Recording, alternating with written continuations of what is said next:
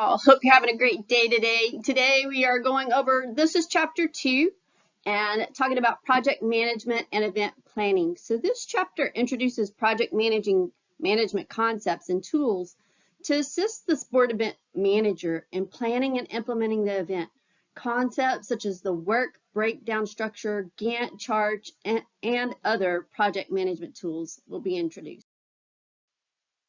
So by the end of this chapter, you should be able to describe the necessity of project management in the management of sport events and use project management tools to plan and conduct a successful and effective event, as well as utilize the tools of project management.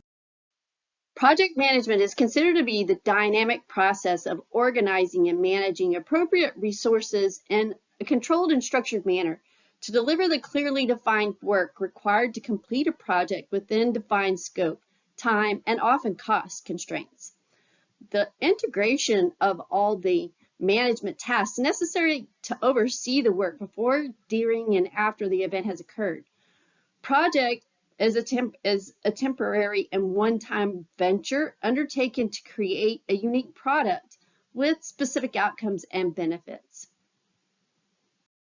There are three project types in today's sport. All three project types have their own characteristics and can be located in different fields of project management and require different know-how. However, good project management skills, techniques, and methods are critical for each type. These enable the organization and running of events, as well as successfully managing programs or individual projects within sport organizations, clubs, and teams. The dimension and complexity of project management in sport differs greatly. We can sometimes identify simple project management techniques and processes at every small event and program activity.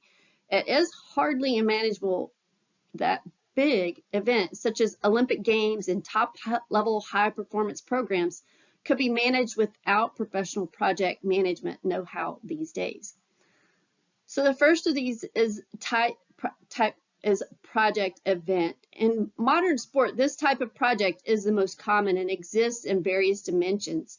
Traditionally, an event is looked at as one big project with its stages or phases to secure together with a project team a successful production of the specific event, such as the World Championships. Besides the often enormous logistical challenges, a main focus is often on human resources, budget, sponsorships, costs and marketing, or your publicity and media.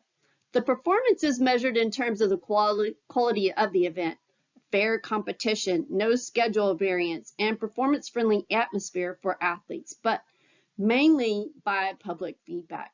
The assessors are typically the audience and the international sport governing bodies and sponsors. Today, TV plays a particularly dominant role and has a strong influence on events.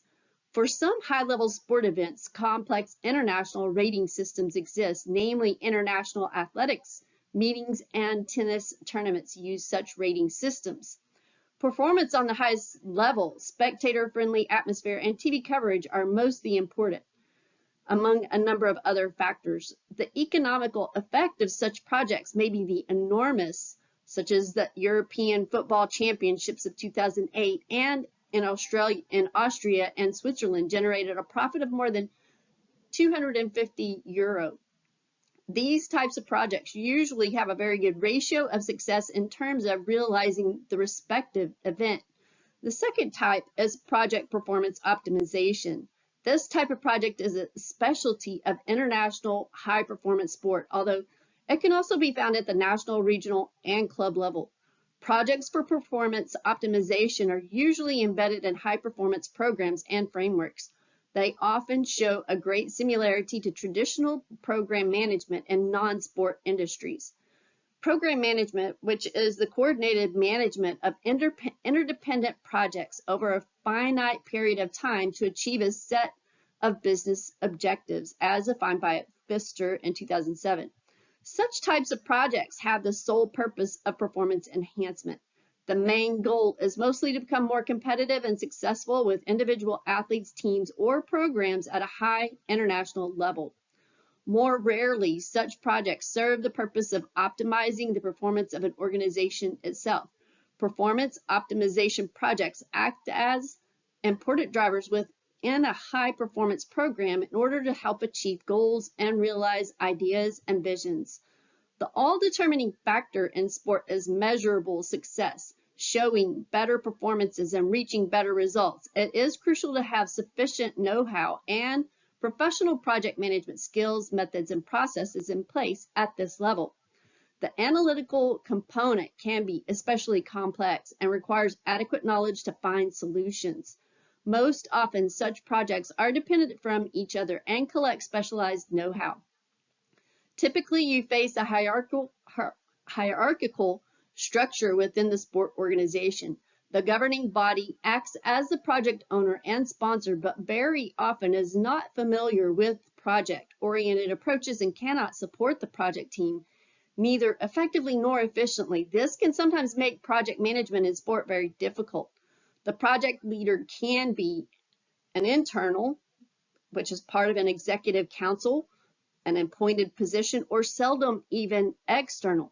Very often project teams include external specialists for certain fields of expertise. These types of projects often have a critical ratio of success, mainly because they rely on the success and performance of the human being at a competition and are sensitive to almost any kind of external unbeneficial influence. From a project leader's perspective, such projects require not only very good leadership skills, which mainly consist of the basic elements according to IPMA competence baseline, such as motivation, orders, incentives, and sanctions. A project leader in high-level sport needs to be very good at mastering, issue solving, and giving ad hoc directions. According to Prince, giving ad hoc direction, DP4, is an important sub-process of directing a project and is ongoing during a project. Ad hoc direction often needs to be controlled and directed from a project leader, whereas according to Prince 2, it should be the project board. The fact is that project boards in sport are often not very deeply involved and lack the necessary know-how and involvement. Many projects in sports are dealing with unexpected situations as a result of actions by human beings or situations directly related to human beings. The danger of reacting mainly emotionally or non-reflectively without including the bigger picture is evident. To run projects in sports successfully, ad hoc directing is crucial because many situations occur unexpectedly. It is the admission of dealing with human beings as the actual core of the project. And lastly, new projects. So new projects can be found in other industries as well as in sport. Such projects mainly have the character of change, either by introducing something new or by optimizing or changing something that already exists. The introduction of something new is the criteria. Rule changes in sport are typically of this type of project. The introduction of new methods are also common. The project type new can also be viewed as part of the project type, event, or performance optimization.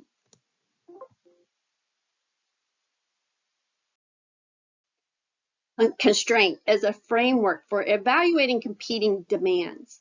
Project managers often talk of a triple constraint, which is project scope, time, and cost, and managing competing project requirements. In fact, a guide to the project management body of knowledge, or PBOK guide, contains 3 separate knowledge areas directly related to the 3 factors of the triple constraint: project scope management, project time management, and project cost management. The triple constraint says that cost is a function of scope and time, or that cost, time, and scope are related to that of if one changes. Then another must also change in a defined and predictable way.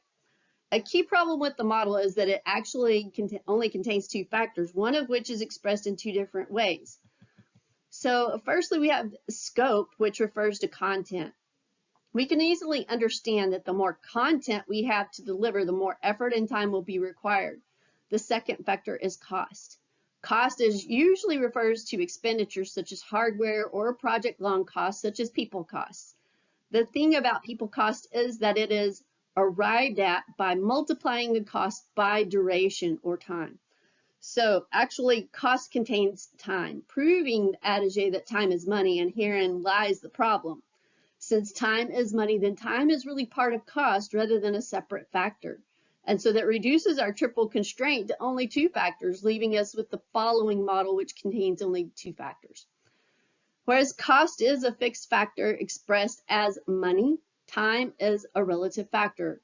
$1 on one project is the same as $1 on another project, but a month delay on one project is different in its impact from the same month delay on another, especially in today's market. You can see cost and equipment increase significantly very quickly. The second key problem with the model is that cost and time, or budget and schedule, are not good ways to measure the business value of the project. We know from fact and experience that many projects which are delivered on time and on budget do not deliver business value. We also know that some projects, although they were completed over budget and late, nevertheless delivered significant business value. We can conclude that the triple constraint is neither useful for measuring project success nor for evaluating competing demands. The triple constraint may have been useful on simple projects or on specific types of projects like construction. However, it's not universal. The value triple constraint model can be used for measuring project success and for evaluating competing demands. We need to be able to measure the expected and actual business success of a project. We need a mental model that will help us to focus on where the opportunities lie. We need a mental model that will help us make the right decisions effectively. And we need a tool that allows us to measure the net value delivered by a project and by the project management process. In his book, Don't Park Your Brain Outside, Francis T. Hartman states that the only truly effective benchmark for project success is the long-term return gained on the investment in the project. Assuming that this is a reasonable statement, we will propose a new value triple constraint, as there is a relationship that guides all projects. It is relentless and honest. We can work against this relationship to our disadvantage, or we can work to improve this relationship to our advantage. That relationship is the value triple constraint. It is written as value is equal to F, which is scope or capability. It is read the value delivered is a function of the scope of the project opportunity and the capability of the process used to deliver it. Value is the outcome. The delivery of value is why we undertake projects. Value is a compound metric, which is the sum of the following major elements. Looking first at the project benefit, identification of opportunity cost, decision opportunity cost, and projecting schedule cost, as well as project delivery cost. The current triple constraint tool is a tool which leads to poor decision making and ignores significant opportunity cost. It does not represent a true relationship, since time is a dimension of cost and a relative metric. The value triple constraint is a more universal model. It can measure both project success and estimating accuracy. It can guide us in selecting projects and can motivate the organization to address the significant opportunities with opportunity identification and decision making. It also makes business users more accountable for quantifying benefits and attaching them to functionality or scope. The addition of the capability factor will encourage project managers and project management to pay more attention to the underlying processes used to deliver the project, not just the processes to control a project. So the value triple constraint represents a true relationship among value, scope, and capability. Another challenge of project management is to ensure the proper allocation and assimilation of the inputs, people, money, and time, etc. To meet the objectives of the event, project management tools help the event managers systematically define the tasks necessary to meet overall objectives. It also helps to delegate those tasks to the right people and allocate financial resources appropriately. You also should coordinate when the task must be completed. The NBOK framework consists of a variety of facets that represent the fundamentals of event management. International Event Management Body of Knowledge, or MBOK, has conceptualized a three-dimensional depiction of the phases, domains, and processes necessary to create and deliver sport events. The four major facets of the MBOK include the phases, processes, core values, and knowledge domain. The main aim of project management is to control risk and potential failure by providing a clear direction that aligns with the strategic goals and objectives for the event. It is useful to begin with the process system, which includes assessment, selection, monitoring, communication, and documentation, because this process system and the terminology proposed is based on the widely accepted process systems, particularly in the risk management field. It is a sequential and iterative system that promotes a dynamic approach to the changing nature of events and the risks that emerge. Risk management must be an ongoing and dynamic activity because the risks surrounding meetings and events are constantly emerging, growing, subsiding, changing, and fluctuating in terms of urgency and priority. The risk management process must also be proactive and cyclical, facilitating communication, forecasting, and forward planning. Assessment is defined as a two-step process of first identification, then analysis. Identification is a discovery and definition process in which all the elements in each class or category are considered. The analytical process enhances predictive capabilities and facilitates proper prioritizing by qualifying and quantifying the characteristics of an element or identified risk. Selection is the decision-making point, choosing the methods or tactics deemed most likely to achieve the goal or objective. Coupled with this decision are the assignment of resources, responsibility, and authority to carry out the tactics selected. The typical tactics in risk management include avoidance, reduction, transference, isolation, and retention.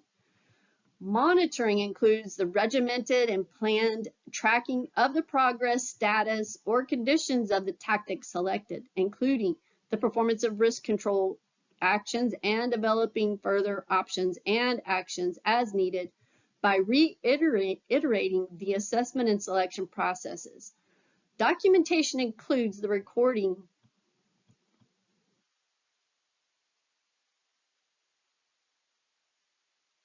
reporting, maintaining, and archiving of assessments, analyses, response plans, monitoring and control results, and other records and documents, and provides valuable data and important evidence that leads to a robust risk management process.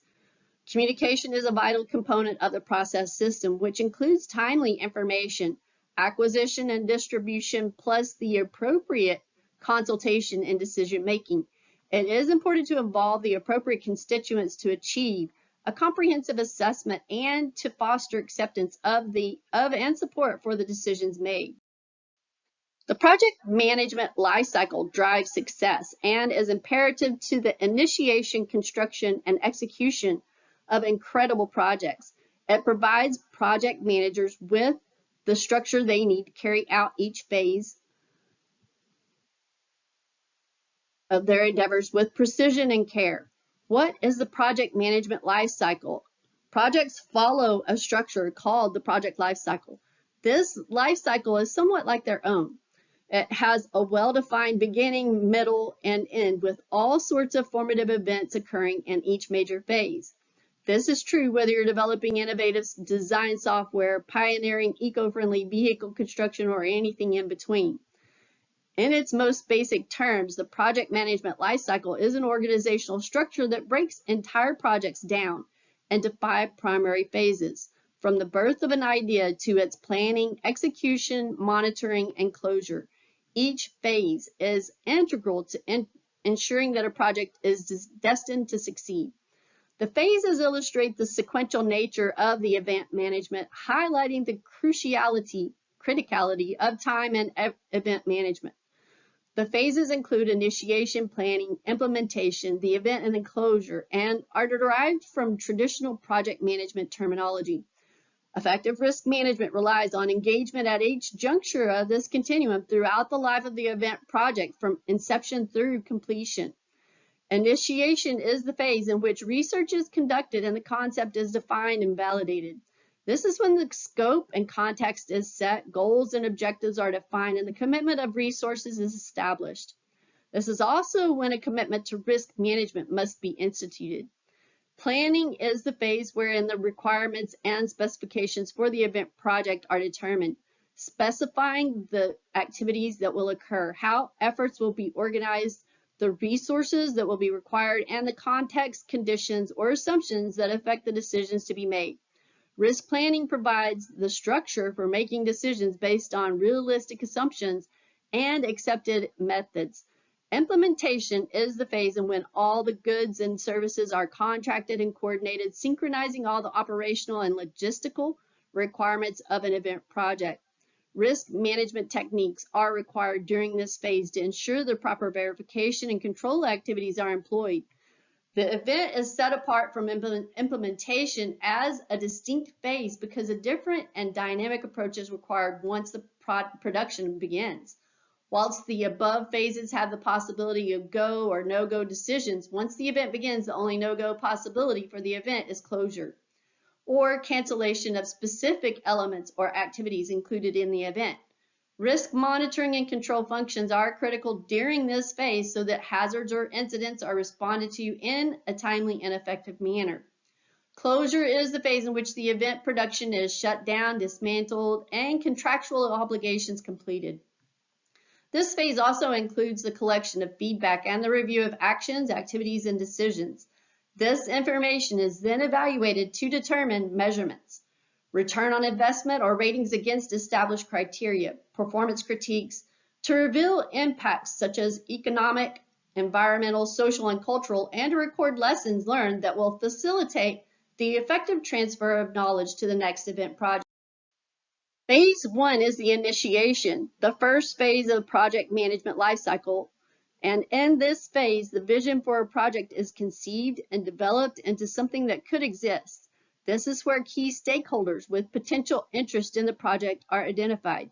In this stage, project managers will also identify core aspects of their project, such as the problem the project aims to solve, the resources required to achieve the project goals, the method for securing buy-in from stakeholders. And once these components are identified, engagement with them begins. For instance, you and your team may start creating a business case and formalizing a project pitch. You may also reach out to secure buy-in from desired stakeholders and research how to obtain the resources needed to achieve project goals. This is actually where we are going to begin here very quickly in planning the event for Special Olympics kayaking very quickly. And phase 2, which is the game plan. Once you identify and engage with the fundamental components of your idea, the second phase of the life cycle is the game plan. As the name suggests, the stage is all about formulating a detailed plan for how you will execute, monitor, and ultimately close your project. Think of your game plan as a roadmap that outlines specific instructions on how to execute your project from start to finish. Everything from your tasks, timelines, budgets, and risk assessments need to be accounted for and effectively structured in this process. Planning is straightforward and can be considered a process of asking questions such as, what actions need to be taken? When will these actions occur? And who is going to take on those actions? What resources, such as human, financial, and supplies or equipment, are required for these actions? In the planning phase, the phases and associated effort that come from before execution in a project is the planning effort, which is the amount of effort and money or work hours expended in planning. Pressure exists in the project environment to reduce the time spent planning rather than increase it. The level of planning completeness is positively correlated with project success in the construction industry. Planning is associated with project success, both project efficiency and overall project success. What appears to be clear is what activities will we define as part of the planning process, such as requirements definition, scope definition, and technical analyses are important to project success. Project efficiency, impact on the customer, business success, and preparing for the future. So project efficiency looks at meeting cost, time, and quality goals. Your project success meets wider business and enterprise goals. And you can see here with planning, looking at your registration fee, the event registration fee is $150. So we're looking at costs associated. So variable cost per competitor for an event is $95. The total fixed costs are $15,000. So if we take that $15,000 and divide it by 150 minus 95, that gives us about $272.70. So we need 273 participants to register for the event to break even. That's part of that planning process and efficiency, as well as success.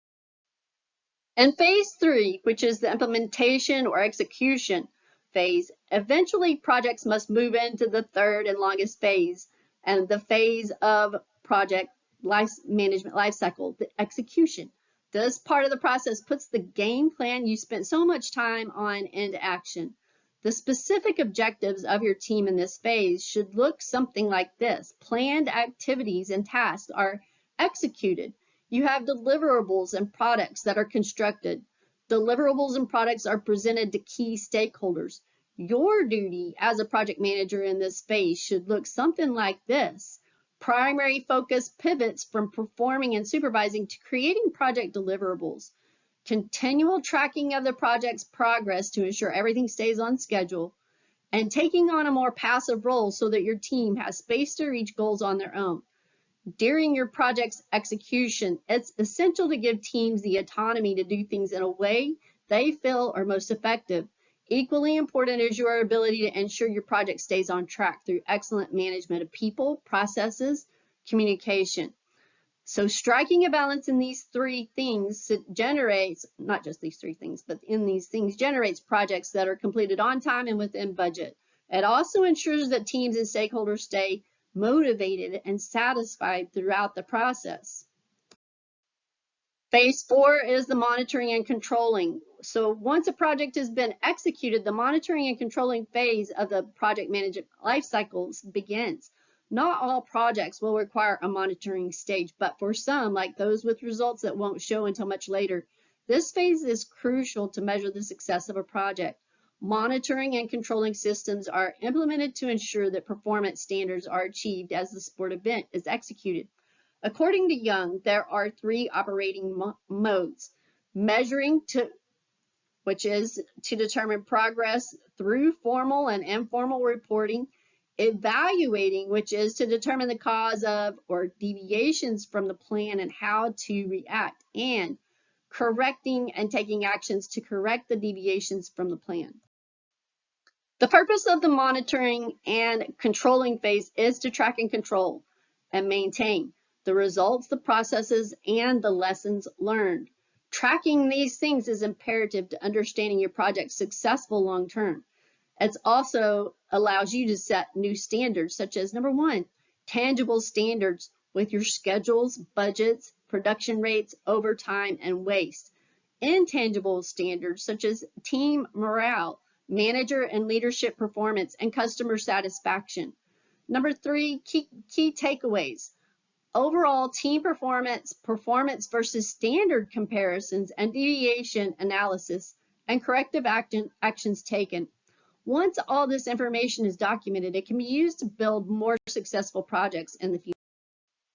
So phase 5 is closure and transition. Finally, the last phase of the project management life cycle begins. This is where deliverables, products, and documentations are organized and handed over to the proper parties. Additionally, any teams that contributed to the project attend a final gathering to discuss important insights and celebrate the project's completion. The closure phase also enables you and your team to tie up any loose ends, take stock of project insights, move on with a clearly defined sense of accomplishment, and archive lessons learned for the benefit of your team and organization. The closeout phase can be broken down into 3 broad categories of activities, such as evaluation, lessons learned, and sponsor review. After the final deliverable has been accepted by the customer, it's time to have the customer evaluate the project. Is the customer satisfied with the final deliverable? Did it meet his or her needs, his expectations? How would he rate the project process? And was he kept informed? Did he have the level of input or participation he desired? What would he have you do differently next time? You'll also want to get similar feedback from the sponsor and any other key stakeholders. Have them complete a simple evaluation form or sit down with them and interview them. What went well? What would they change? You'll want your team members to complete a similar evaluation of the project. In addition, you'll want them to assess the team process. How well did the team members work together? And did the team achieve the performing stage of team development? And if not, why? Were the team meetings productive? How could they be improved and so forth? Next, you need to complete the final status report, which should include the customer's rating of the final deliverable, final status of deadlines, budgets, and changes to the plan. Now you're ready to have the lessons learned meeting with the project team. One way to develop the lessons learned with the team is to do an affinity diagram.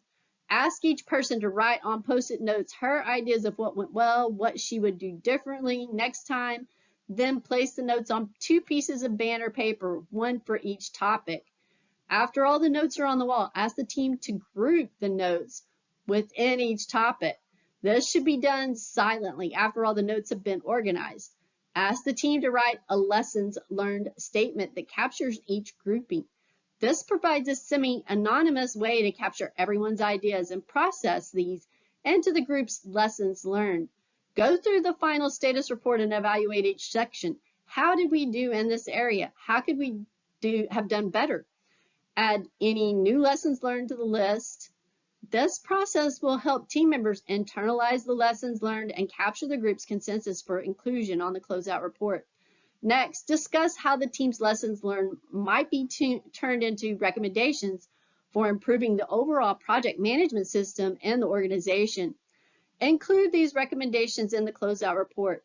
This report should include an executive summary, the final status report, lessons learned, and recommendations for improvement. Set up a sponsor review meeting to go over the closeout report before it is issued. After you issue the report, you're still not done. What's left? Celebration. Take a minute to pat yourself on the back for the good work you've done. And don't forget to recognize individual team members' contributions as well as the whole team. Closeout is a critical part of the project management process. It's how we learn to do better next time. Skip it at your own and your organization's risk. This is just a list of different tools of project management. Software is so important.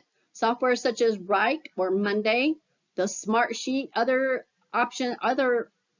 project management tools we're seeing them in Microsoft Office. They've got tons of different tools. Excel sheets, of course, checklists, floor plans, and flow diagrams.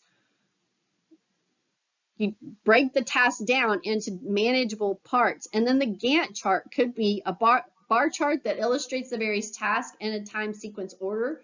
The PERT chart, which illustrates the task, the duration, and dependency information. We'll talk more about those as we go along.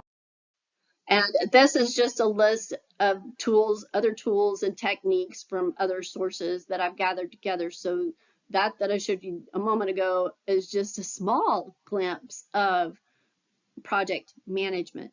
This gives you a much bigger, broader picture of it all. And these are my references. And I look forward to working with you on this Special Olympics kayaking event. It's going to be a lot of fun, and I'm excited. I hope you are excited about it. And I'll talk with you soon. Have a great day.